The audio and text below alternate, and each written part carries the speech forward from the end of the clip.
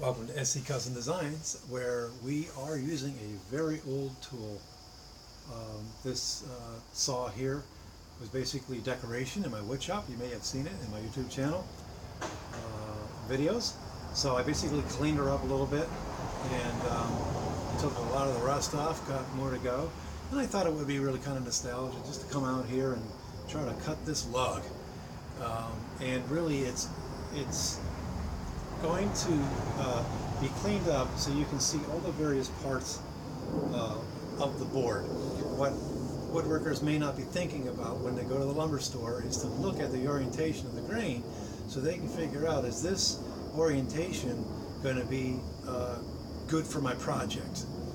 As you know, the nightmare is when you take, for example, you're cutting, the grain is going this way on a piece of board, and you cut something like this, it's going to fall right apart. Maybe not immediately, but it's sooner or later it's going to fall apart. So you've got to know the orientation. Where does that wood come from within the actual tree?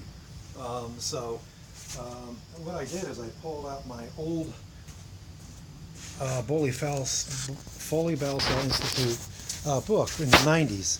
That's when I, other than Eretz Israel in Israel, where I started to learn how to work with wood with chisels and well, thank God we didn't have to use saws like this, but at any rate, so we're just looking at a tree here, and we see leaves, crown, crotch veneer, burl veneer, where things come from, right? Trunk saw log, that's what I'm cutting out right now. And so if we look at this closely, we're going to see all the various parts of the tree. The rays, the pith, the heartwood, sapwood, cabian, inner bark, and quarter bark, that type of thing. Tubular vertical cells. Flipping over here, not everybody would use a clamp, except for a woodworker, as a bookmark. Okay, so now here we are. You're at the lumber store and you're looking at wood, and it looks like this. This is how that came out of the tree. Okay, this is called plain sawn. Then we have this. You're looking at a piece of wood, and it looks like this. This is quarter sawn. Sorry, quarter sawn. So I think it's just worthwhile taking some time to learn about this. So what I'm going to do is I'm going to cut this, and by the way, I'll be done the next 3 days. This is not very sharp, but isn't this handsome though? This is just beautiful.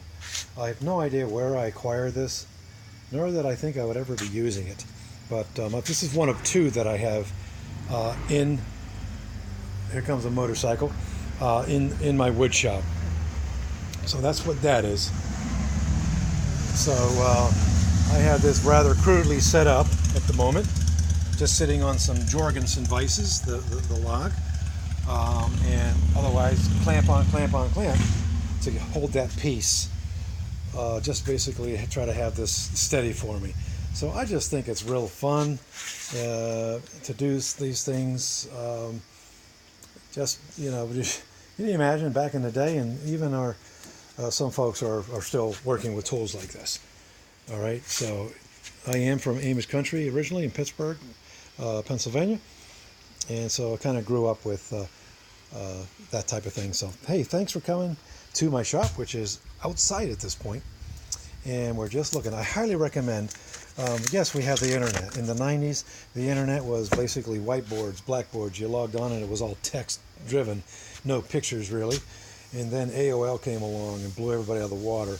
At any rate, I bought this. I do have permission to video this guy here. Foley Balsall Institute is no longer in business. The only,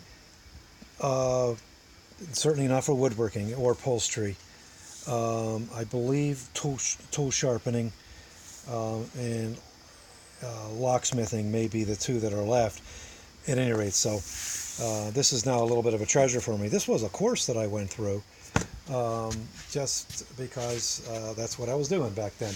Again, we didn't have the internet, so that's what I did. All right, thanks for coming into my porch. If you like what you see, subscribe to my channel, YouTube channel at SC Custom Designs, and we'll leave your comments. We'll definitely get back to you. And follow my videos. We're always doing something. We're getting ready for another show, and we're making things like menorahs, and we cut out the word shalom in Hebrew, and that type of thing. So we'll add that to the SE Custom Designs repertoire. Thanks again. Take care. Have a great day, guys. Stay safe in the shop.